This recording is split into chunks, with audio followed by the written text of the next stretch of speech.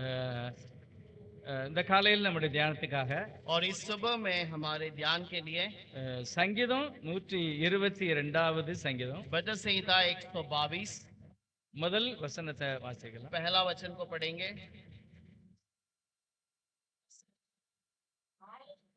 ஓ வாருங்கள் என்று எனக்கு அவர்கள் சொன்னபோது மகிழ்ச்சியாயிருந்தேன். जब लोगों ने मुझसे कहा आओ हम यहोवा के भवन को चले, तब मैं आनंदित हुआ।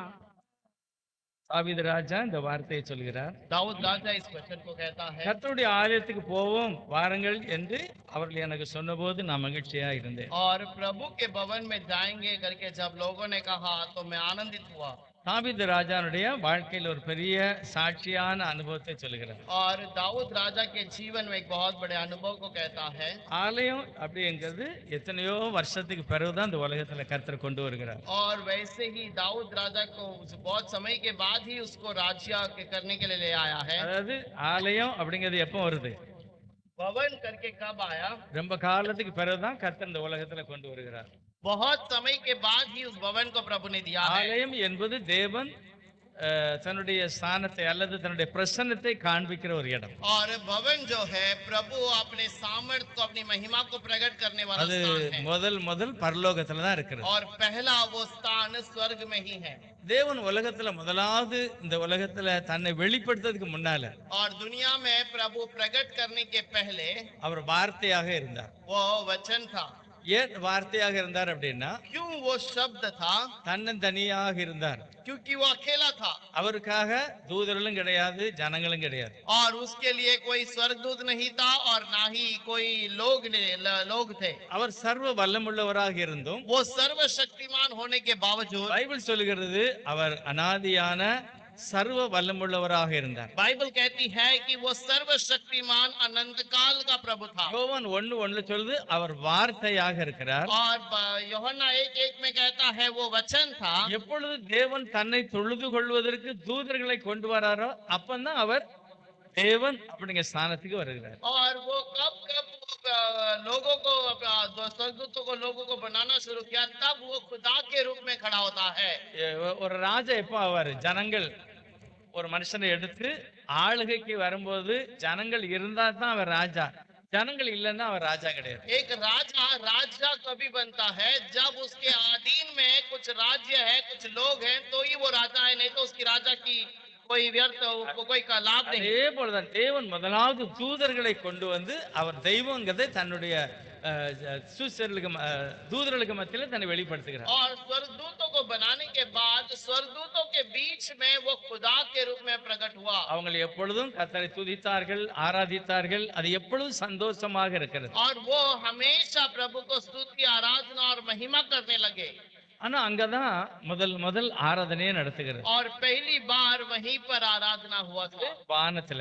और ये आकाश में हुआ। ஆனா எவ்வளவு காலம் கழிஞ்ச பிறகு ஒரு பூமியை படைத்தார் அப்படிங்கிறது தெரியல. और कितने समय के बाद उसने पृथ्वी की रचना की ये नहीं पता। முதலாவது வானத்தையும் திரும்ப ஒரு பூமியையும் உருவாக்குகிறார். और पहले उसने आकाश को और उसके बाद पृथ्वी की रचना की। திரும்ப அந்த தூதர்கள் பூமியில இருக்கிறாங்க. और उसके बाद पृथ्वी के अंदर वहां पर स्वर्गदूत हैं। தேவனை துதிப்பதே தேவனுடைய சித்தமா இருக்கிறது. और प्रभु को नमन करना ही प्रभु की इच्छा है। எல்லாரும் அவருக்கு நன்றி சொல்லணும். सब लोग उसको धन्यवाद कहने அந்த चाहिए। நன்றி சொல்லுகிற விஷயத்துலதான் அந்த சாத்தான் என்ன செய்யறான்? ஜனங்கள் என்ன தொழுது கொள்ளணும் அப்படின்னு நினைக்கிறான். धन्यवाद उसी स्थान पर शैतान सोचता है कि प्रभु को नहीं, लोग मुझे धन्यवाद कहना அதாவது அந்த चाहिए। ஆராதனையை தடை செய்கிறது, उस आराधना को रुकावट लाना, இல்ல ஆராதனையை அலட்சியப்படுத்துகிறது. या फिर आराधना में परेशानी गड़बड़ी लाना। அவங்க ஜனங்கள் தெய்வத்தை வணங்க கூடாது, வேற எதையாவது பார்க்கணும். और वो प्रभु को नहीं, लोग और किसी चीज को देखने இதை चाहिए। எல்லாம் குழப்புகிறது சாத்தான். और ये सारे गड़बड़ को ले आने वाला शैतान है। எனக்கு நிறைய இடங்கள்ல ஆராதனை என்பது வித்தியாசமா நடக்கிறது. आज के जमाने में आराधना के नाम पे अलग अलग जगहों पर अलग अलग तरीके से किया எப்பவும் जाता தேவ है। பிரசன்னம் வெளிச்சமாக இருக்கிறது. और हमेशा प्रभु की प्रशंसा उजाले में है। ஆனா இப்போ ஆராதனையில லைட் அணைஞ்சு எரியுது. और अब उस आराधना में लाइट बंद चालू होता है ரெண்டாவது புகையெல்லாம் போடுறாங்க. या फिर वहां पर धुआं निकलती है இது எல்லாமே அந்த ஒரு மனதை கெடுக்கிற சத்துரு. और ये सब एक मन को बिगाड़ने वाला शैतान है। தெய்வ சமூகத்துல பயபக்தியோட அவரை தொழுது கொள்ளணும். प्रभु के समूह में शांति से नम्रता से उसकी महिमा करना முழு है, இதயத்தோட தொழுது கொள்ளணும். पूरे मन से उसको धन्यवाद कहना है அதுதான் தேவன் விரும்புகிறார். और वही प्रभु चाहता है। ஆனா ஏதேன்ல அதை திரும்ப கர்த்தர் தன்னுடைய ஜனங்களுக்கு அதை கொடுக்கிறார். ये दिन बगीचे में प्रभु ने अपने लोगों को उस प्रकार की आराधना को फिर से दिया தூதர்கள் அந்த ஸ்தானத்தை இழந்துட்டாங்க. और स्वर्गदूतों ने उस स्थान को खो दिया। அதனாலதான் கர்த்தர் இந்த உலகத்துல தனக்கென்று சில பிள்ளைகளை உருவாக்குகிறார். ஆதாம் ஏவாள் குடும்பம். और इसलिए प्रभु वहां पर स्वर्गदूतों के बीच में से आदम हवा एक इंसान को बनाया। அவங்க எப்பொழுதும் சாயங்காலம் தேவனோடு பேசுகிறார்கள். அதுதான் தேவனுடைய ஒரு ஆராதனை சொல்லலாம். தேவனோடு பேசுகிற ஒரு அனுபவம். और वो प्रभु से हमेशा सुबह शाम बातें करते थे। ये है प्रभु की आराधना के समान या उसके समूह में बैठने के समान है। ஆதாம் ஏவாளும் தேவன்கிட்ட என்னதான் செய்திருப்பாங்க? आदम और हवा ने प्रभु से क्या बातें की होगी, என்ன பேசியிருப்பாங்க? क्या बातें किया होगा। பைபிள் சொல்கிறது தேவனாகிய கர்த்தர் நடக்கிற சத்தத்தை கேட்டு அவன் ஒளிஞ்சுக்கிட்டான். और प्रभु परमेश्वर के चलने की आवाज को सुनकर वो छुप गया।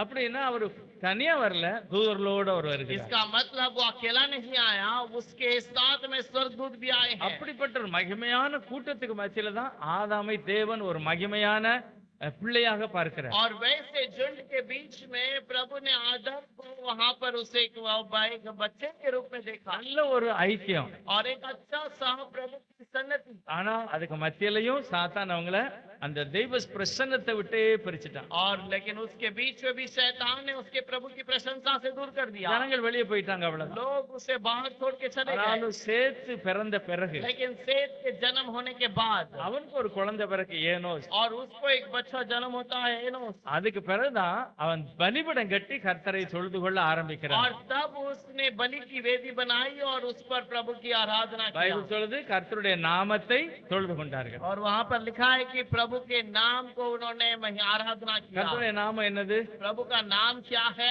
யாருக்குமே தெரியாது அந்த காலத்துல. किसी को नहीं पता उस समय पर। இப்ப நிறைய பேருடைய இது அவர் யாசுவா. बहुत सारे लोगों का विचार है कि उसका नाम योशुआ है। பைபிள் காலேஜ் சொல்லிட்டு இருப்பாங்க யா அதான் தேவனுடைய அவருக்கு இருக்க பேர். बाइबल कॉलेज में सिखाने के समय पर बताया जाता है यहाँ उसका नाम यही है। ஆனா உண்மையிலே தெய்வத்துக்குன்னு ஒரு பெயரை நம்ம சொல்ல முடியாது. और खुदा के लिए कोई नाम नहीं है। அவர் என்ன செய்கிறாரோ அதுக்கு தான் ஒரு பெயர் வைப்பாங்க. और वो जो काम किया उस काम के लिए उसको नाम रखा जाता அவர் है। அற்புதம் செய்தா அவர் அற்புதமானவர், और वो अद्भुत करता है तो वो अद्भुत करता, அதிசயமானவர். वो आश्चर्य कर्म करने वाला। ஆகார் என்ன சொன்னா? என்னை காண்கிற தேவன். हागार ने क्या कहा कि वो मुझे देखने वाला खुदा है। இதெல்லாம் தேவனுடைய அந்த என்ன செய்கிறாரோ அதுக்கு கொடுக்கப்பட்ட பெயர் தான். और जो जो उसने काम किया उस काम के अनुसार उसे नाम रखा गया। நானா நினைக்க உண்மையிலே அவருக்கு சரியான நாமம் என்ன தெரியுமா? அவர் பரிசுத்தர். और उसको सही एक नाम क्या है? वो पवित्र है। அவர் பரிசுத்தர். और वो पवित्र है। ரெண்டாவது மீட்கிறவர். और वो छुटकारा देने वाला। ரெண்டாவது அவர் கிருபை நிறைந்தவர். और वो अनुग्रह से भरा हुआ है। ரொம்ப கிருபையும் அன்பு நிறைந்த தெய்வம். और वो अनुग्रह और दया से भरा हुआ है। அவரை நான் தொழுது கொள்ளும் போதெல்லாம் அவர் நமக்கு சமமா இருக்கிறார். और जब भी हम उसको नमन करते हैं वो हमारे समूह में रहता है। ஆனா இந்த தொழுகையை தடை செய்கிறது தான் சாத்தான். और उसके नमन करने वाला शैतान है। சங்கீதம் 11வது சங்கீதத்துல वचन संहिता 11वां अध्याय 4வது வசனத்துல ஒரு வசனம் இருக்கு பாருங்க, வாசிக்கலாம். 4वां वचन को पढ़ेंगे। 11 கர்த்தர் தம்முடைய பரிசுத்த ஆலயத்தில் இருக்கிறார். கர்த்தருடைய சிங்காசனம் பரலோகத்தில் இருக்கிறது. அவருடைய கண்கள் மனுபுத்திரரை பார்க்கிறது. அவருடைய இமைகள் அவர்களை சோதித்து அறிகிறது. परमेश्वर अपने पवित्र भवन में है। परमेश्वर का सिंहासन स्वर्ग में है। उसकी आंखें मनुष्य की संतान को नित्य देखती रहती है और उसकी पलकें उनको जांचती है। கர்த்தருடைய சிங்காசனம் எங்க இருக்கு? परमेश्वर का भवन कहाँ पर है? பரலோகத்துல இருக்கு वो स्वर्ग சிங்காசனம். में है। ஆனா முதல்ல ஆரம்பிக்கும் போது கர்த்தர் தம்முடைய பரிசுத்த எங்க இருக்கிறார்? ஆலயத்தில் இருக்கிறார்.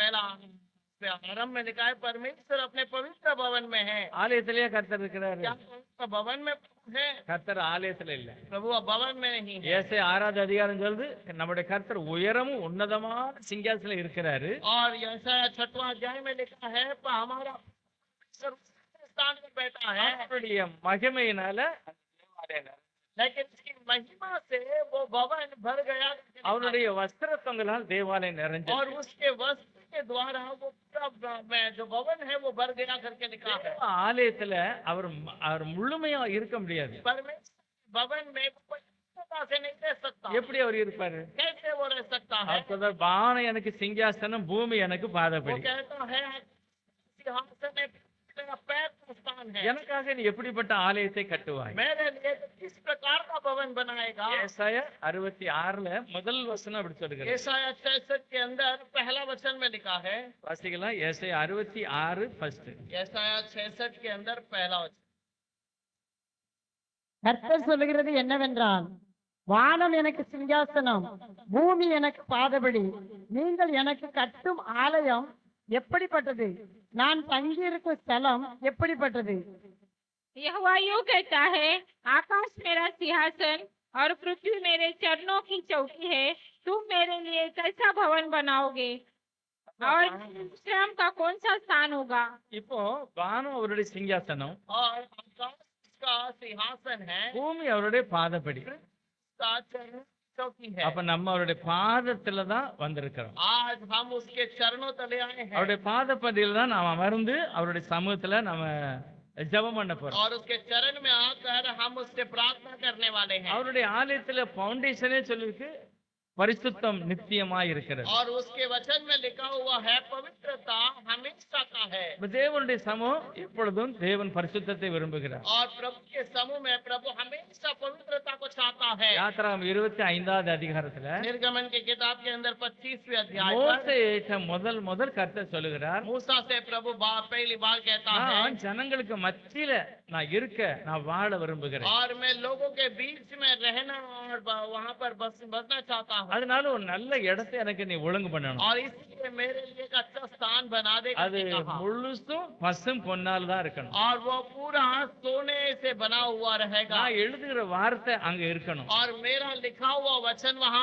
होना चाहिए। அதுதான் ரொம்ப முக்கியம். और यही बहुत मुख्य அப்ப बात है। தேவன் விரும்புகிறது என் வசனம் வார்த்தை அங்க और இருக்கணும். प्रभु चाहता है कि उसका वचन वहाँ रहे। அது விசேஷமா அது பரிசுத்த ஸ்தலம். विशेष करके वो पवित्र स्थान है। எதுக்காக தேவன் இடத்தை நியமிக்கிறார்? क्यों उस स्थान को प्रभु ने चुन लिया? முதல் யாத்திராகமத்தில் எகிப்தை விட்டு வெளியே வந்தாச்சு. पहला निर्गमन की किताब में जब मिस्र से बाहर आए, இப்ப தேவன் எதுக்காக இந்த இடத்தை நியமிக்கிறார்? और प्रभु जगह को चुन लेता है। ஆலயம் எதுக்கு? और वो जगह किस लिए है? எதுக்காக நம்ம சபைக்கு வரணும்? जगह पर हमें वहाँ पर जाना है। எதுக்காக யாத்திராகமத்துல சபையை நீ இந்த இடத்துல வை அப்படின்னு சொல்றாரு? तब उस भवन को वहाँ पर बैठा रखने के लिए कहता है। ஒரே ஒரு நோக்கம், एक इच्छा है। மனுஷன் தினமும் என்ன சந்திக்கணும். और मनुष्य मुझसे हमेशा मुलाकात करना இந்த चाहिए। உலகத்துல இருக்கிற சில காரியங்கள்ல தலையிடும் போது அவன் அதுல இருந்து விடுவிக்கப்படணும். और दुनिया की बातों से मनुष्य उस बातों से दूर रहना चाहिए। பாவத்துல இருந்து விடுவிக்கப்படணும். वो पाना चाहिए। இதுதான் கர்த்தர் இந்த இடத்தை கொண்டு வந்திருக்கிறாரு. इसलिए प्रभु ऐसे स्थान पर ले आया। சபைக்கு வருகிற எல்லாருமே என்ன செய்யணும்? अब कलिसिया में आने वाले हर क्या करना चाहिए? தன்னுடைய குறைகளை அறிக்கை செய்து விட்டுறணும். அதுதான் தேவன் விரும்புகிறார். अपने कमी को उसे कबूल करके छोड़ देना है। அது தேவன் விரும்புகிறது. और प्रभु इसे चाहता है। இயேசுவானவருக்கு இருக்கிறாரா? इस्राएल का यीशु मसीह यहाँ पर है। அவர் முழுசா இல்ல, और वो हमेशा यहाँ नहीं, ஆனால் அவருடைய பிரசன்னம் இருக்கிறது. लेकिन उसकी प्रशंसा सर्वदा है। அவருடைய ஆவி முழுவதும் और நிறைஞ்சிருக்கிறது. उसकी आत्मा से वो यहाँ அது पर है। பெந்தேகோஸ்து நாள் அன்னைக்கு மேல இருந்து தேவன் ஆவியாக்களை இறங்கி और आया அவர் தேவன் பட்சிக்கிற அக்கினியா और இருக்கிறாரு. जलते वाले अग्नि के அவர் समान है। பெரிய அக்கினி கம்பா போல இருக்கிறார். और वो अग्नि के बहुत बड़े खंभे के समान खड़ा ஆனா है। அங்க இருந்து சின்ன சின்ன துண்டா வந்து எல்லாரும் மேலே உட்கார்ந்து. लेकिन वहां से थोड़े थोड़े आकर सब ऊपर आकर वो अग्नि बैठ ஆனா गया। அந்த அக்கினி குறைஞ்சிருக்குமா? क्या वो अग्नि குறைஞ்சிருக்காது. नहीं हुआ होगा? தேவன் நிறைவானவர். और प्रभु भरपूर है। அந்த ஒரு தெய்வம் எல்லாரோட உட்கார்ந்துட்டாரு. அந்த அபிஷேகத்தினால உட்கார்ந்தாரு. और वो हर पर पर आकर बैठ गए। எல்லாருக்கு மேலே அந்த தேவனுடைய பிரசன்னம் இறங்கிட்டு सारे लोगों के ऊपर प्रभु आकर बैठ गया। தேவன் என்ன நினைக்கிறார்? सारे लोग प्रभु क्या देखता है? மனசாட்சி, वो जो मन का विचार है, ஒரு நல்ல எண்ணத்தை அவர் கொடுக்கிறாரு. मन में अच्छे विचार को देता है। இந்த அபிஷேகம் வரும்போது என்ன இருக்கிறது? நல்லது கெட்டது और புரிகிறது. ये अभिषेक के समय पर भलाई बुराई सब कुछ पता चलता ஆண்டவர் है। சொல்கிறார், பரிசுத்த ஆவியானவர் இந்த ஊருக்கு உலகத்துல ஊற்றப்படும் போது प्रभु कहता है पवित्र आत्मा जब उंडेला जाएगा அவர் என்னதான் செய்வாரு? वो क्या क्या कर सकता है? ஆண்டவரே சொல்லுறார் பாருங்க. प्रभु खुद ही कहता है, देखिए பரிசுத்த ஆவி உங்களிடத்துல வந்த உடனே என்ன நடக்கும்? पवित्र आत्मा जब तुम्हारे ऊपर आएगा அவர் என்ன செய்கிறாரு? वो क्या करता है? வாசிக்கலாம்.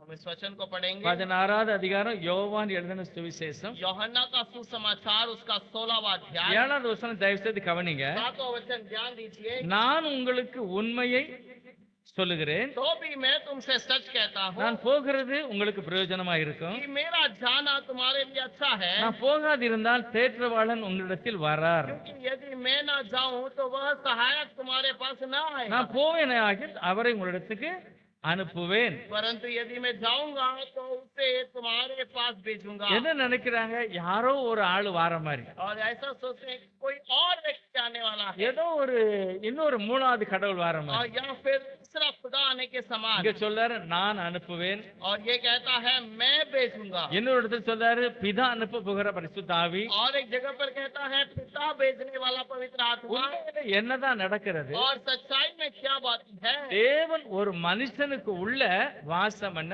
விரும்புகிறார். परमेश्वर एक मनुष्य के अंदर निवास करना चाहता है। இதைத்தான் சொல்லுவாங்க, பரிசுத்த ஆவி போயிட்டு இருக்கீங்களா? और इसी बात को कहता है कि आपने पवित्र आत्मा पाया, இயேசுவை ஏற்றுக்கொண்டீங்களா? क्या यीशु को स्वीकार किया है? பவுல் சொல்லுகிறார், உங்களுக்குள்ள கிறிஸ்துவின் ஆவி இருக்கிறது. पौलुस कहता है तुम्हारे अंदर मसीह की आत्मा है। கிறிஸ்து உங்களுக்குள்ள இருக்கிறாருங்கிறது தெரியுமா உனக்கு? और मसीह तुम्हारे अंदर है या क्या तुम जानते हो? அப்ப கிறிஸ்து இருந்தாலும் ஒண்ணுதான், இயேசு இருந்தாலும் ஒண்ணுதான், பரிசுத்த ஆவி இருந்தாலும் ஒண்ணுதான். मसीह रहेगा तो भी कोई एक ही बात है, या पवित्र आत्मा रहे तो भी एक ही बात है, पिता रहे तो भी एक ही बात है। எப்பொழுதும் ஒரே மாதிரி ஒரு நல்லவனாய் வாழுகிறது. और हमेशा एक अच्छे इंसान के समान जीवन बिताना।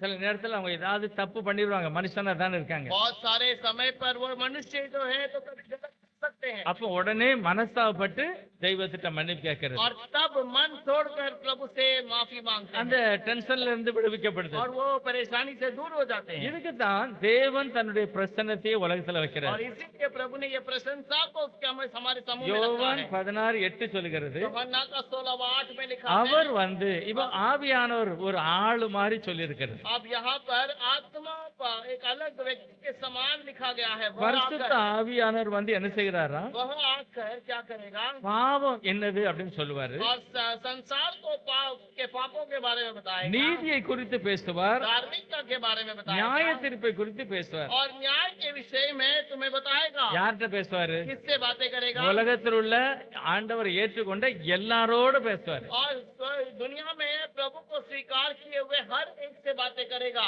ஆவியானவர் வருவார். யார்கிட்ட வராரு? आत्मिक प्रभु आकर क्या कहेगा?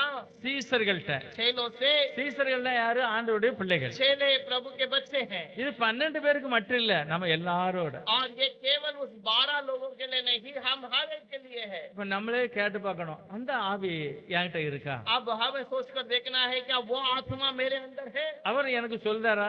क्या वो मुझसे कहता है இது பாவம், कि ये पाप है, இது தவறு, ये गलत है? நியாய தீர்ப்பு ஒண்ணு இருக்கு. क्या व्यवस्था करके एक बात है? இது யார்கிட்ட சொல்லுகிறாருன்னா, ये बातें किससे कहता है? சீசர்களை பார்த்து சொல்றாரு, உங்களுக்குள்ள.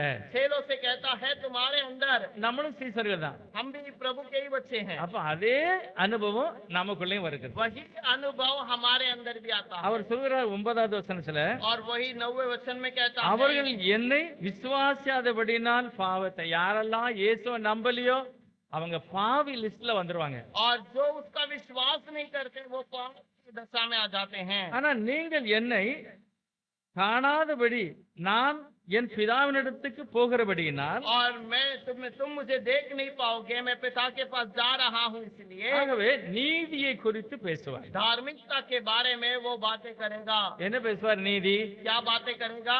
தேவனுக்கு பயந்து உத்தம இதயத்தோடு நீ நடக்கணும். और प्रभु का भय मन से में चलना है இந்த உலகத்தின் அதிபதி நியாயம் தீர்க்கப்பட்டதினாலே और ये दुनिया का अधिपति का न्याय होता है इसलिए என்ன செய்யணும்? அந்த அந்த தவறான மனுஷனுடைய கொள்கை உன்கிட்ட இருக்கக்கூடாது. और वो गलत इंसान की बातें तुम्हारे अंदर नहीं होनी இந்த चाहिए தேவனோடு நடக்கணும். तुम्हें प्रभु के संग चलना है என்ன எல்லாமலும் உன்னால ஒண்ணுமே செய்ய முடியாது. मुझे छोड़कर तुम कुछ नहीं कर सकते அதனால அவர் வரும்போது உனக்கு என்ன செய்வாரு?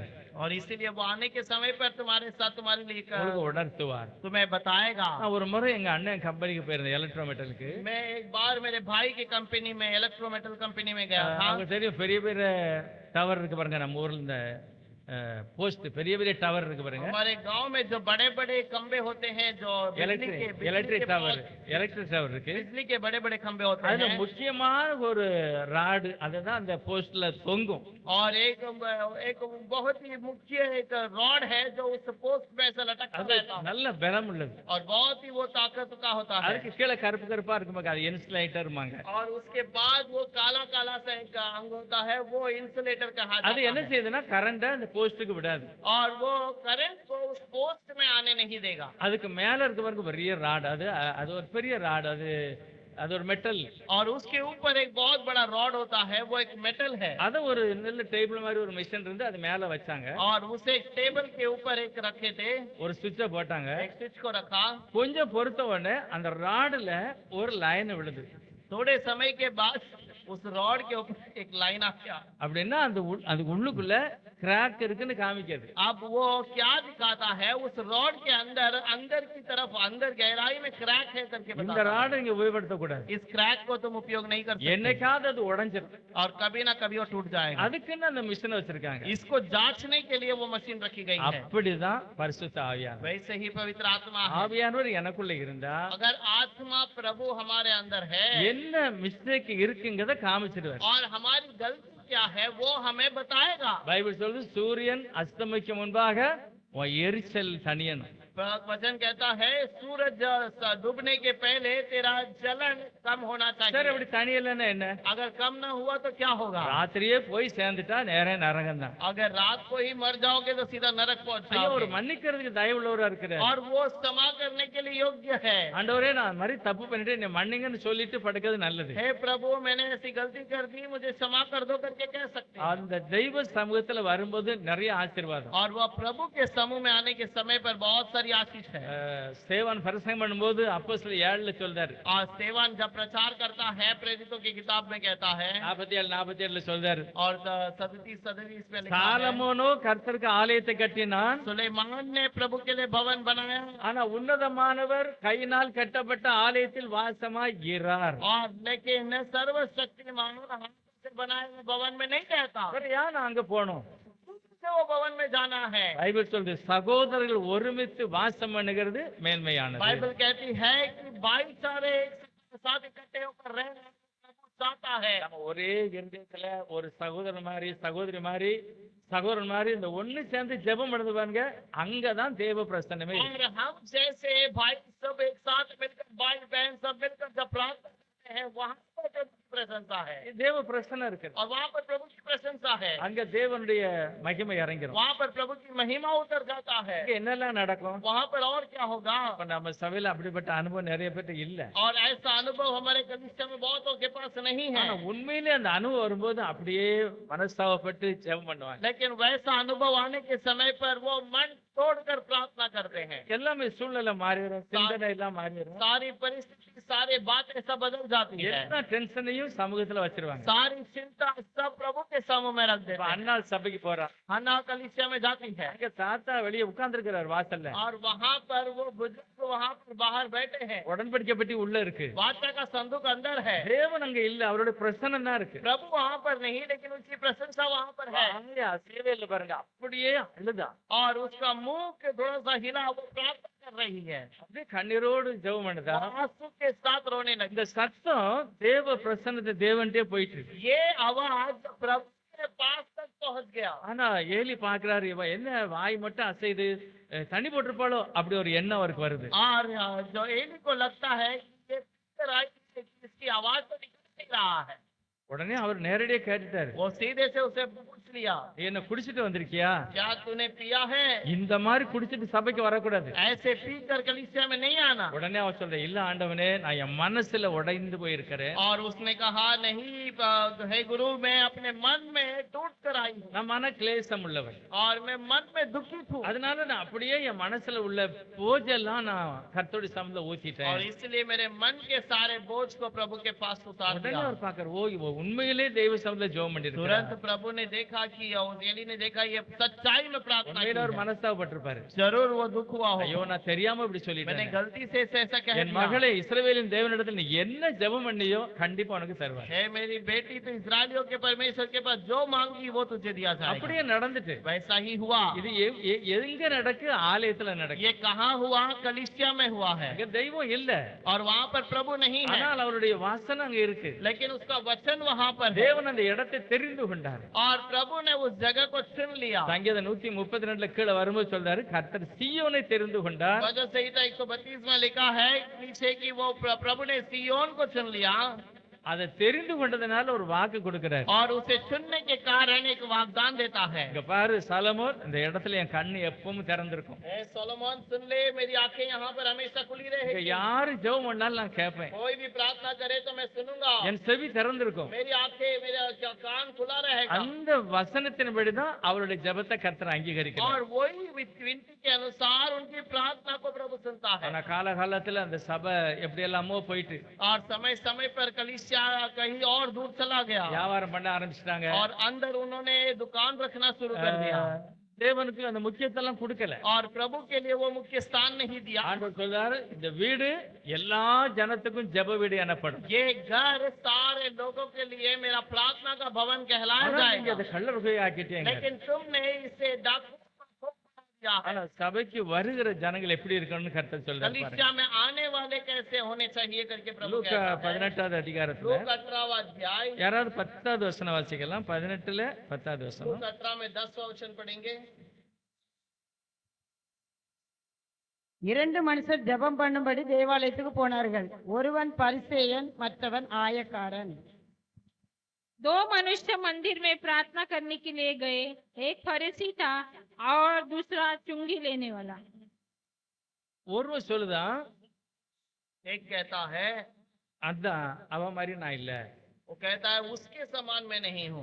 அவன் மாதிரி நான் இல்ல. क्या उसके समान मैं नहीं हूँ? அப்படின்னா நான் உபவாசம் எடுக்க, அவன் உபவாசம் எடுக்க மாட்டான். और मैं उपवास लेता हूँ, उपवास नहीं लेता। நான் கரெக்டா ஜெபம் பண்ணுவேன், அவன் ஜெபம் பண்ண मैं மாட்டான். सही से प्रार्थना करता हूँ, प्रार्थना नहीं करता। நான் இப்படி ஒழுங்கா நல்லா சேலை கட்டுவேன், அவங்க எல்லாம் அப்படி கட்ட மாட்டாங்க. और मैं ठीक से साड़ी बांधती हूँ, उसको बांधना नहीं आता। நான்லாம் பூ வைக்க மாட்டேன், அவங்க பூ எல்லாம் வைப்பாங்க. और मैं फूल नहीं रखता, वो लोग फूल रखते அவன் हैं। அப்படிதான் சொல்லுதான், அவனை மாதிரி நான் கிடையாது. और वो वैसे कहता है उसके समान मैं नहीं हूँ, எல்லா விதத்திலுமே நம்பர் 1. और सारे चीजों में मैं पवित्र हूँ। இது எங்க நின்னு ஜெபம் பண்ணுதான்? ये कहाँ खड़े रहकर நீங்க प्रार्थना அதுல करता है? கவனிச்சேன்னா இந்த இடத்துல நின்னு ஜெபம் பண்ணு, இந்த இடத்துல கிட்ட வந்து ஜெபம் பண்ணு. वो प्रभु के बहुत निकट में आकर प्रार्थना करता தேவன் है। எங்க இருக்காரு? प्रभु कहाँ पर है? அவருடைய பிரசன்னம் எங்க இருக்கு? उसकी प्रशंसा कहाँ पर है? வெளியவா உள்ளேயா? अंदर है कि बाहर है? நீங்க நான் நினைக்கிறேன் 2 நாளாகமத்துல சாலமன் சபை கட்டின உடனே ஒரு வசனம் சொல்றாரு. दूसरा इतिहास के किताब में जब सोलोमन ने भवन बनाया तो कहा, அந்த உடன்படிக்கை பெட்டியை கொண்டு வந்து சரியான இடத்துல முக்கிய ஸ்தானத்துல வச்சுட்டாரு. और उस वाचा का संदूक को उठाकर महापवित्र स्थान में मुख्य स्थान पर रख दिया। இப்ப இதுதான் அந்த பெட்டின்னு வச்சுக்காங்களேன். अब यही वो बक्सा है, समझ लीजिए। இப்ப நான் கொண்டு வாசல்ல போட்டுக்கிட்டு பிரசங்கம் பண்ண எப்படி இருக்கும்? अब इसे बाहर रखकर मैं प्रसार करूंगा तो कैसा रहेगा? அது ஒழுங்கு இல்ல. वो अच्छी बात அப்ப नहीं அது है। சரியான இடத்துல வைக்கணும். और उसे सही स्थान पर रखना அதே आवश्यक है। மாதிரி தேவன் இந்த இடத்துல இருக்கிறார். अब प्रभु इसी स्थान पर है, அவன் இங்க நின்று ஜெபம் பண்ணுதான். वो यहाँ पास खड़े रहकर प्रार्थना करता है। மற்றவங்களெல்லாம் அவன மாதிரி இல்ல, இவள மாதிரி இல்ல, அப்படி நான் துணி கட்ட மாட்டேன், இப்படி கட்ட மாட்டேன், நான் இப்படி அப்படின்னு அவன் சொல்லுதான் தன்னாலே. और वो अपने आप को बताता है, मैं उसके समान नहीं, इसके समान नहीं, मैं अपने आप को அவன் இங்க நிக்கான், இயேசு இங்க இருக்கிறார். और वो वहाँ पास खड़ा है, ये वहाँ पर ही बगल में है। இன்னொருத்தர் ரோட்ல நிக்கான். और एक व्यक्ति बाहर खड़ा அவன் है, சொன்னா, ஐயா நான் உள்ள போறதுக்கு தகுதியே இல்ல, हे प्रभु मैं तेरे भवन में अंदर आने के लिए ஆவியாக என் மேல் கிருபையாயிரு. मेरे ऊपर अनुग्रह कर। பாத்தீங்கன்னா இவர் உடனே எந்திரிச்சு வெளியே போயிட்டாரு. और ऐसा वो वचन में पढ़ने में लगता है कि ये उठकर प्रभु वहाँ पर उसके पास खड़ा चला गया, அவன்கிட்ட போய் நின்னுட்டு சொல்றாரு, उसके पास खड़े रहकर प्रभु कहता है, வரலன்னு போட்டிருக்கு. वो तो भवन में आया नहीं, அவன் வெளியே நிக்கான், वो बाहर खड़ा है இவன் உள்ள நிக்கான். और ये अंदर खड़ा है। அவர் சொல்றாரு அவன் இல்ல இவன் அப்படிங்கிறாரு. और वो प्रभु कहता है वो नहीं, ये करके इसके पास में खड़े रहकर कहते हैं। தேவ பிரசன்னத்தை நாடுகிற மனுஷருடைய நிலை, और प्रभु की प्रशंसा के पास जाने वाला परिस्थिति, அதாவது என்னதான் நினைக்கிறாங்க பாருங்க. और लोग क्या समझते हैं, வசனத்தை வாசிக்கிறதுனால நான் ஆசீர்வதிக்கப்படணும். प्रभु के वचन को पढ़ने से मैं आशीष किया जाता हूं। அப்போஸ்தலர் 17வது அதிகாரத்துல प्रेरितों का 17वां अध्याय 11வது वசனத்தை வாசிப்போம். 11वां वचन को पढ़ेंगे। 17ல 11. 17वां अध्याय का 11वां वचन। அந்த பட்டணத்தார் மனோ வாஞ்சையாய் வசனத்தை ஏற்றுக்கொண்டு காரியங்கள் இப்படி இருக்கிறதா என்று தினந்தோறும் வேத வாக்கியங்களை ஆராய்ந்து பார்த்ததினால் தெசலோனிக்கேயில் உள்ளவர்களை பார்க்கலாம் நற்குணசாலிகளாய் இருந்தார்கள். ये लोग तो थेसलोनी के यहूदियों से भले थे और उन्होंने बड़ी लालसा से वचन ग्रहण किया और प्रतिदिन पवित्र शास्त्र में ढूंढते रहे कि ये बातें यूं है कि नहीं।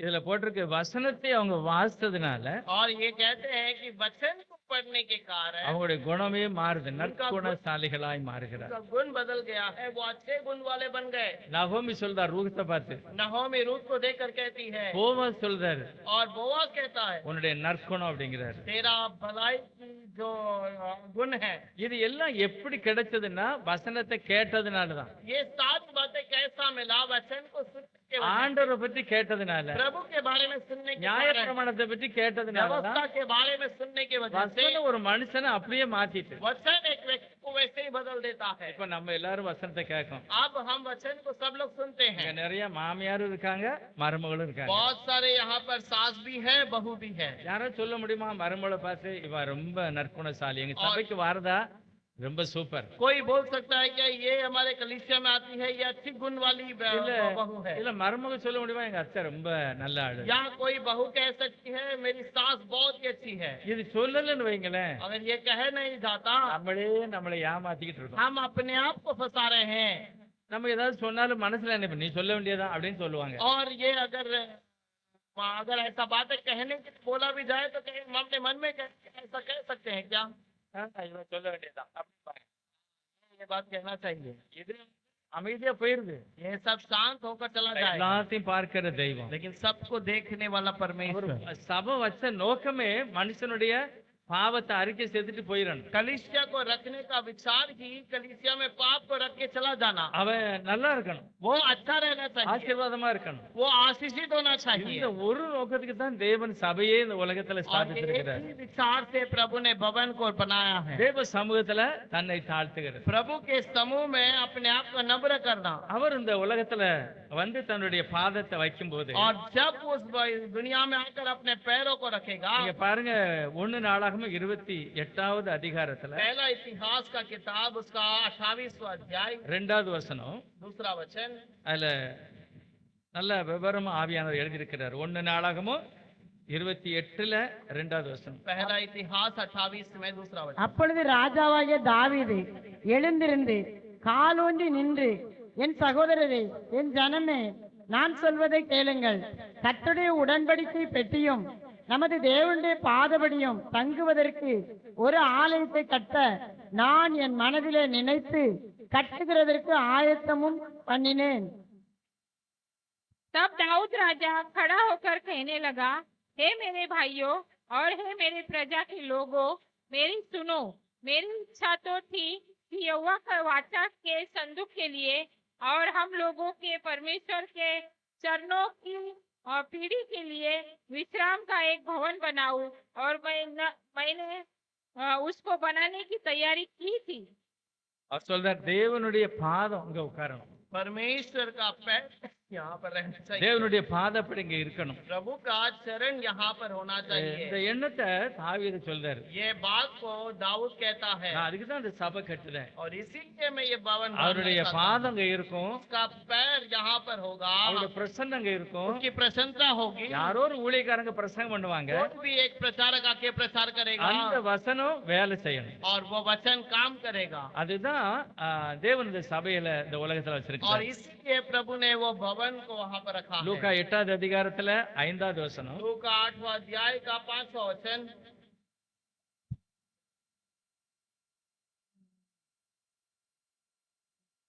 விதைக்கிறவன் ஒருவன் விதையை விதைக்க புறப்பட்டான். அவன் விதைக்கையில் சில விதை வழி அருகே விழுந்தது. விழுந்து மிதியுண்டது. ஆகாயத்து பறவைகள் வந்து அதை பட்சித்து போட்டது. एक बोने वाला बीज बोने निकला, बोते हुए कुछ मार्ग के किनारे गिरा और रौंदा गया और आकाश के पक्षियों ने उसे चुंग लिया। விதையை விதைக்கும் போதே இந்த மாதிரி நடக்கும். और बीज बोने के समय ही ऐसा हो गया। விதைக்கும் போதே அப்படின்னா பிரசங்கம் பண்ணும் போதே. और बीज बोने का समय पर मतलब जब वचन बांटा गया उसी समय पे। இயேசுவானவர் தான் நல்ல விதைக்கிறவர். और यीशु ही अच्छा वचन बोने वाला है। அவர் நல்லவர், அவர் சொல்லுகிற வசனமும் நல்லதுதான். वो अच्छा है और उसका कहा हुआ शब्द भी अच्छा है। அந்த வசனத்தையே வழியில போட்டு மிதிக்காங்கன்னு போட்டிருக்கு. और वो वचन को वो लोग पैर में डालकर रौंदने लगे करके இல்ல பறவைகள் வந்து அதை பிச்சு போட்டுட்டு. या पक्षियों ने आकर उसे छीन लिया। எதனால இந்த மாதிரி நடக்குது? क्यों ऐसा हुआ? ஆண்டவர் விபரமா சொல்றாரு பாருங்க. प्रभु उसके आगे कहता है, देखिए 18வது வசனத்தை சொல்லுகிறாரு. 18वां वचन। ஆதலால் நீங்கள் கேட்கிற விதத்தை குறித்து கவனியுங்கள். உள்ளவன் எவனோ அவனுக்கு கொடுக்கப்படும், இல்லாதவன் எவனோ அவன் தனக்கு உண்டென்று நினைக்கிறதும் அவனிடத்திலிருந்து எடுத்துக்கொள்ளப்படும் என்றார். इसीलिए चौकस रहो कि तुम किसी रीति से सुनते हो, क्योंकि जिसके पास है उसे दिया जाएगा और जिसके पास नहीं है उसी से वो भी ले लिया जाएगा जिसे वो अपना समझता है। கேட்கிற விதம் எப்படி நீங்க வசனத்தை கேட்கீங்க அதை தான் கர்த்தர் பார்க்கிறார். और तुम जो सुनते हो वो सुनने का जो तरीका है उसके द्वारा ये बातें बिगड़ती है। மகாராஷ்டிரா எல்லாம் பாத்தீங்கன்னா நிறைய பேர் சபைக்கு எதுக்கு போறாங்க தெரியுமா? बहुत सारे लोग कलीसिया में क्यों जाते हैं महाराष्ट्र में? நம்ம ஊர்ல சந்தாலாம் கட்டிக்கிட்டு கரெக்டா இருப்பாங்க. हमारे गांव में जो है वो हर महीने चंदा भरते हैं कलीसिया के लिए। அவங்க தான் அந்த மெம்பர். और वही वो कलीसिया के मेंबर हैं। ஞானஸ்தானம் எடுத்திருக்கணும். बपतिस्मा लेना चाहिए। அப்ப அந்த ஆளு இறந்துட்டாருன்னா अगर वो व्यक्ति मर जाता है அந்த குழந்தை அடக்கம் பண்ணும்போது சபை வாசல்ல வச்சு ஜெபம் பண்ணி அடக்கம் பண்ணுவாங்க. और वो कलीसिया के पास लेकर आके उसकी प्रार्थना करते हैं, उसके बाद दफन करते हैं। இதுக்காகத்தான் சந்தாவே கொடுக்கிறது. और इसीलिए लोग चंदा भरते हैं। எதுக்காக? इसलिए அடக்கம் பண்ணணும், और उन्हें दफन करना है। பிள்ளைகளுக்கு கல்யாணம் முடிக்கணும்னா சர்ச்சில் வச்சு முடிக்கணும். और बच्चों को शादी कराना है तो कलीसिया चाहिए। இப்போ அந்த நோக்கமே அப்படிதான். उनका विचार ही वो है। பாம்பேலயும் அப்படிதான் நிறைய இடம். बॉम्बे में भी बहुत सारी कलीसिया में यही विचार है। பிள்ளைகளுக்கு கல்யாணம் முடிக்க ஒரு இடம் வேணும், बच्चों को शादी करने के लिए एक जगह चाहिए, அடக்கம் பண்ணதுக்கு ஒரு இடம், दफन करने के लिए भी जगह चाहिए। இதுக்காகவே சபையில போறது. इसीलिए वो कलीसिया में जाते हैं। இதைத்தான் ஆண்டவர் சொல்றாரு, வசனத்தெல்லாம் அவங்க ஏத்துக்கிட மாட்டாங்க. और इसीलिए प्रभु कहता है वो वचन को तो स्वीकार नहीं करेगा। அவங்களுக்கு அது அக்கறையும் கிடையாது. उनका वो विचार है ही नहीं। நிறைய சபைகள்லாம் பாத்தீங்கன்னா மொபைல்ல தான் வேலை நடந்துகிட்டே இருக்கும். बहुत सारे कलीसिया में मोबाइल में ही काम करते रहते ஆனா हैं। இதெல்லாம் தேவன் பார்த்துக்கிட்டே இருக்கிறார். और सारी बातों को प्रभु देख रहा है। யோபு சொல்றாரு, உன் விரல்ல பாவம் இருக்கிறது. और प्रभु अय्यूब कहता है तेरे उंगलियों में पाप है। அப்பவே எழுதி வச்சிருக்கிறார். उसी समय पर उसने लिख दिया। தேவனுடைய சமூகத்துல வரும்போது அவ்வளவு ஒரு கவனமா எனக்கு கர்த்தர் என்ன பேசுவார் ஒரு எண்ணம். और प्रभु के समूह में आने के समय पर प्रभु मुझसे क्या बातें करेगा वो विचार होना चाहिए। அப்படிப்பட்ட ஒரு எண்ணத்தோடு வரணும். और वो विचार के साथ आना चाहिए। இயேசுவானவர்ட்ட அந்த மாதிரி வந்தாங்க. यीशु मसीह के पास वैसे ஆனா आए। பழைய ஏற்பாட்டுல நம்ம வாஸ்தவம்ல அந்த பாவியான மனுஷன் வெளியே நின்னுக்கிட்டான். लेकिन पुराने नियम पर देखा जाए तो वो पापी व्यक्ति ही बाहर खड़ा हो ஏன்னா गया। அவனை உள்ள விட மாட்டாங்க. उसको अंदर छोड़ेंगे नहीं। ஆனா பெரிய ஆளுன்னு காமிக்கவங்க தான் உள்ள போய் உட்காருவாங்க. लेकिन बड़ा दिखाने के समय पर, पवित्र दिखाने के समय पर अंदर छोड़ा ஆனா जाता है। இயேசுநாதர் ஊழியத்துக்கு வரும்போது लेकिन यीशु कलीसिया में आने के बाद, நான் நினைக்கிறேன் லூக்கா 8வது அதிகாரம் தான் நினைக்கிறேன், लोग 8वां अध्याय पर ही இதுல நிறைய ஸ்திரீகள்லாம் வந்து கிட்ட இருக்காங்க. बहुत सारी स्त्रियां आकर बैठी है।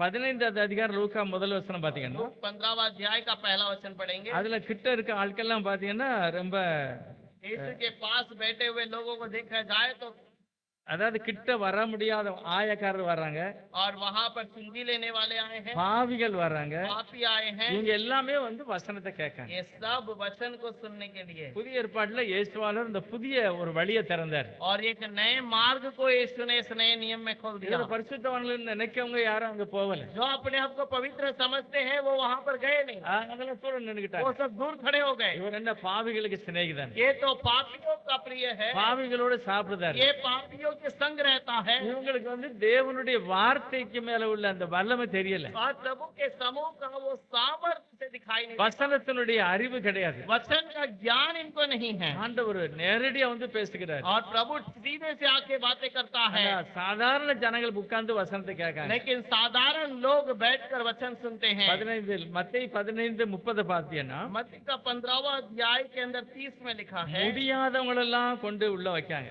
और जो वहाँ पर मतलब जो हो नहीं पाता है, सही चल नहीं पाते, उनको आकर बिठा दिया। 15வது அதிகாரம் 30வது வசனத்துல 15वां अध्याय का 30 वचन, அப்பொழுது சப்பானிகள், குருடர், ஊமையர், ஊனர் முதலிய அநேகரை திரளான ஜனங்கள் கூட்டிக் கொண்டு இயேசுவினிடத்தில் வந்து அவர்களை அவர் பாதத்தில் வைத்தார்கள். அவர்களை அவர் சுத்தப்படுத்தினார். तब भीड़ पर भीड़ उसके पास आई।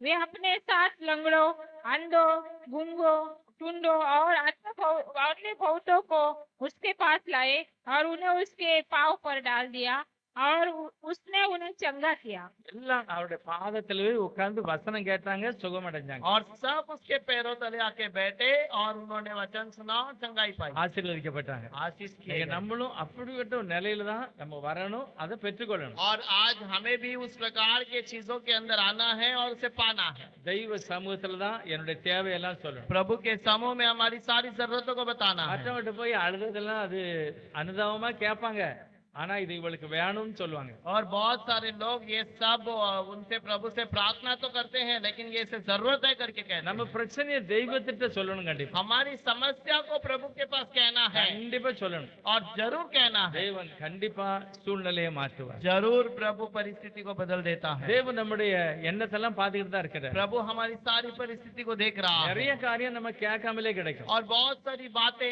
हमें बिना मांगे मिल जाता है। நம்ம சரீரத்திலே பாருங்களேன், நிறைய காரியம் நமக்கு தெரியாமலே நடந்துகிட்டு இருக்கு. बहुत सारी बातें हमें पता ही नहीं चलता, लेकिन फिर भी हमारे शरीर में होता நம்முடைய है। இருதயம் துடிப்பு நம்ம சொல்லல, அது பாட்டுக்கு ஓடிக்கிட்டு இருக்கு. हमारा हृदय का धड़कन वो रुकता नहीं, वो अपने आप चलता है। நிறைய காரியம் தன்னாலே நடக்கும். बहुत सारी बातें अपने आप हो रहा है, ஆனா ஒரு சில காரியத்தை நான் கேட்கணும். लेकिन कुछ बातों को हमें पूछना है। நம்ம காத்துல ஓட்ட போட்டோன்னு வைங்களேன், अगर हम अपने कान में छेद करते हैं, கொஞ்ச நாள் அப்படியே விட்டாச்சுன்னா ஓட்டம் மறைஞ்சிரும். थोड़े समय ऐसे ही छोड़ देंगे तो वो छेद बंद हो जाएगा, அதுல ஏதாவது குச்சி வச்சாதான் என்ன செய்ய நிக்கும். और उस पे अगर कोई लकड़ी या कुछ लगा के रखेंगे तो वो होल वैसा ही அப்ப रहेगा। தேவன் நம்ம சரீரத்துல நிறைய காரியம் தானா நடக்க வச்சிருக்கிறார். बहुत सारे बातों को हमारे शरीर में प्रभु ने ऐसे ही बनाने को रखा, அதே போல நமக்கும் நிறைய காரியம் கேட்காமலே கிடைக்கும். और वैसे ही बहुत सारी बातें हमें भी बिना मांगे मिलता ஆனா है। தேவ சமூகத்துல பரிசுத்த வாழ்வு, தேவன் விரும்புகிற காரியத்தை நான் கேட்டுதான் கண்டிப்பா பெறணும். और बहुत सारी बातें प्रभु से मांग के ही हमें पाना है। சங்கீதம் 27வது சங்கீதத்துல वचन संहिता 27वां अध्याय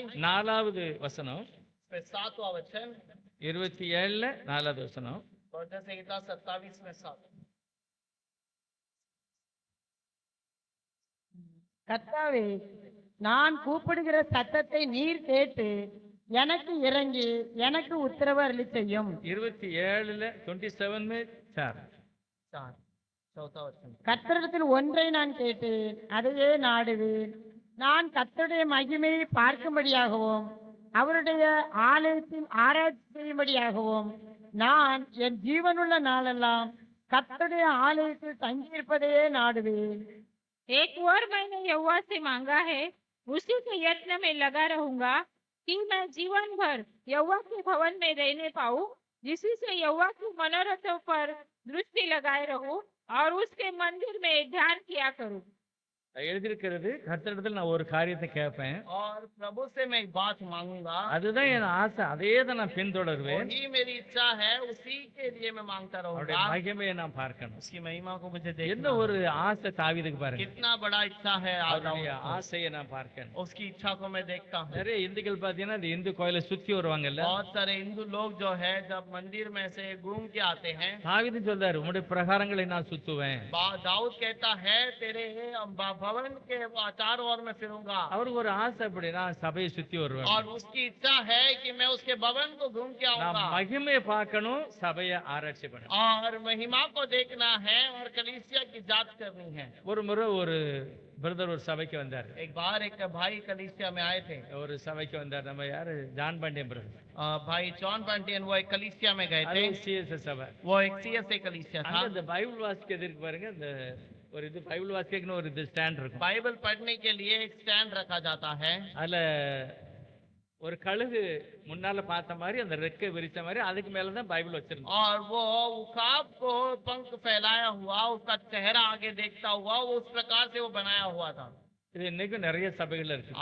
பித்தளையில வச்சிருப்பாங்க. आज बहुत सारे कलीसिया में पीतल में वैसा ही बना के रखा हुआ அவர் है। சொன்னாரு, இந்த கழுகு ஏன் ஜனங்களை பாக்கு, और उन्होंने कहा ये उकाब लोगों को क्यों देख रहा है? வசனத்துல பார்க்கணும். वो वचन को तो देखना चाहिए। ஏன்னா வசனத்தை பார்த்தா தான் அதுக்கு ஞானம் கிடைக்கும். और वो वचन को देखेगा तो ही उसको ज्ञान आएगा। இது என்ன ஜனங்களை பார்த்த மாதிரி போட்டிருக்காங்க. ये क्या लोगों को देख रहा है?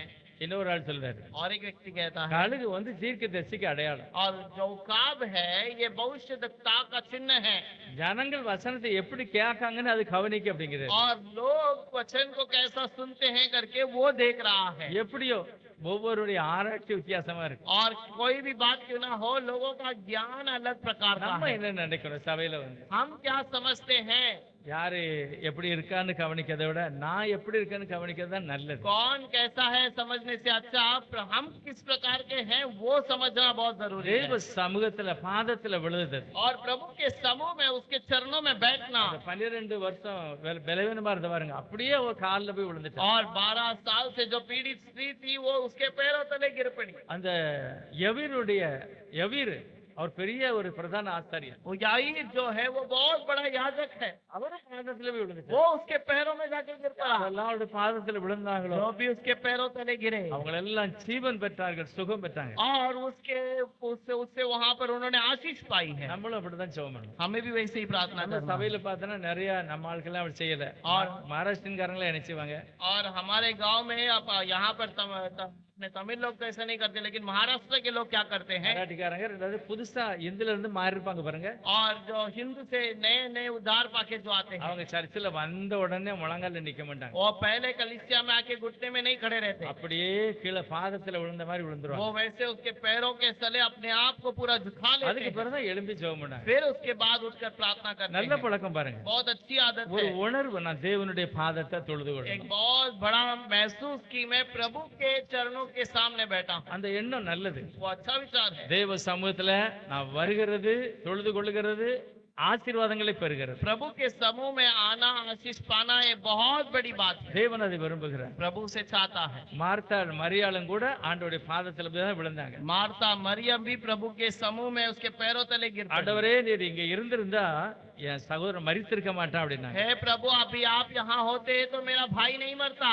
தேவன் அந்த அழுகைய துக்கத்தை இன்பமாய் மாற்றினார். और प्रभु मेरी इच्छा को आशीष के साथ बदल दिया। தேவன் தன்னுடைய பிரசன்னத்தை சபையில வச்சிருக்கிறார். और प्रभु अपनी प्रशंसा को उसके समूह में रखा है। வருகிறவங்க ஆசீர்வதிக்கப்படணும். आने वाले आशीषित किए जाएंगे। சொல்லணும், நான் அந்த மாதிரி ஜெபம் பண்ணேன், கர்த்தர் என் ஜெபத்தை கேட்டார்.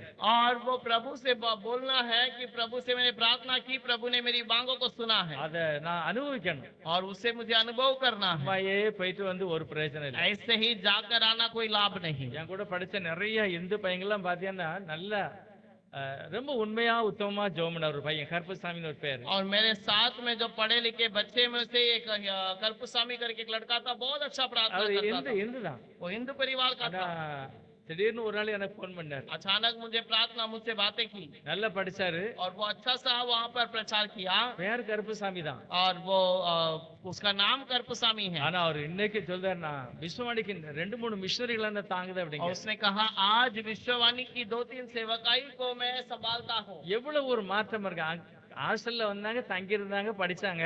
हॉस- ஆனா சபையில அவ்வளவு ஒரு ஒழுக்கமா அவர் இருப்பார். हॉस्टल में आए थे लेकिन वहाँ पर पढ़े बड़े, लेकिन वो अपने आप को इतना पवित्र और शुद्ध रखे हैं। ஆளு பயங்கரமா இருப்பாரு. ஆனா சபையில அங்க இருக்கும்போது பாத்தீங்கன்னா ஒரு பயபக்தியோட தான் இருப்பாரு. लेकिन वो व्यक्ति तो बहुत भयंकर दिखता था, लेकिन कलीसिया में बहुत भय के साथ में प्रभु के समूह में நான் रहता நினைச்சேன் है। இந்த ஸ்கூலை விட்டு போன உடனே பழையபடி இந்த ஆயிடுவாங்க தான் நினைச்சேன். और मुझे लगा कि स्कूल से जाने के बाद वो शायद हिंदू के अंदर वापस उसी में चला இல்ல, जाएगा। டேய், உண்மையான தேவனுடைய பிள்ளையா இருக்காங்க. और सच्चाई में प्रभु के बच्चे बन गए हैं। தெய்வ சமூகத்துல போனவர்கள் பிரகாசிப்பார்கள். प्रभु के समूह में जाने वाले प्रकाशमान बन நம்ம गए எல்லாரும் அந்த ஆசீர்வாதத்தை எடுத்துக்கிடணும். और वो हमें वो आशीष को अपने लिए ले लेना है। தேவன் கையில அவருடைய பாதப்படி இருக்கு. प्रभु यहाँ नहीं है, उसका पैरों का स्थान यही है, அவருடைய மகிமை இருக்கிறது. उसकी महिमा यही है, அவருடைய வசனம் இருக்கிறது. उसकी महिमा उसका वचन அதுல है நான் ஆசீர்வதிக்கப்பட முடியும். और उसके वचन में हमें आशीष पा सकते கர்த்தர் हैं। நிச்சயமாக அப்படிப்பட்ட ஆசீர்வாதிக்கிறேன். प्रभु जरूर ऐसे आशीष के साथ हमें चलाए। எல்லாரும் மனங்கள் பண்ணிட்டு हम ஜெபம் सब பண்ணுங்க. प्रार्थना करेंगे घुटने में आकर। எல்லாரும் ஜெபம் பண்ணுங்க. हम सब घुटने में आकर நம்ம प्रार्थना எல்லாருடைய करेंगे। பாதத்துல வந்திருக்கிறோம். और हम सब प्रभु के समूह में आए हैं, அவருடைய சமூகத்துல நம்ம ஜெபம் பண்ணணும். हम उसके समूह में प्रार्थना करेंगे। धन्यवाद धन्यवाद करते हैं प्रभु, धन्यवाद करते हैं इस सुबह के समय में। இயேசுவே. प्रभु हमने बहुत ही अच्छा वचन सुना है। तेरे चरणों तले जो भी आए हैं प्रभु, वो खाली हाथ कभी नहीं लौटे हैं और उनके मन को, उनके बातों को तू सुनता है और जांचता है और उन्हें प्रभु तू और बढ़ाता है। हमने देखा है प्रभु, दाऊद ने तेरे चरणों तले आने के लिए बहुत चाहत रखी प्रभु, वैसे ही आपके पैरों तले में प्रभु अपनी महिमा से भरा हुआ भवन के अंदर हम खड़े हैं। इस समय पे हम प्रार्थना किए हैं प्रभु, हमने जो भी वचन सुना है, हम भी प्रभु तेरे पैरों तले में रहने के समय पर हमारे जीवन में आशीष है, हालेलुया. हमारे जीवन में भलाई और चंगाई चलती रहेगी। हालेलुया. आप ऐसी आशीष करके हमें चलाइए। आपके पैरों तले में हमें हमेशा रहने के लिए प्रभु, जीवन भर तेरे पैरों तले बैठकर तेरे आशीष को पाने के लिए हमें उस ज्ञान और बुद्धि में बढ़ाइए और आपके समूह में आशीष को उठा लेने के लिए हमें मदद कीजिए। ये छोटी सी दुआ यीशु के नाम से मांगते हैं, ஆமென்.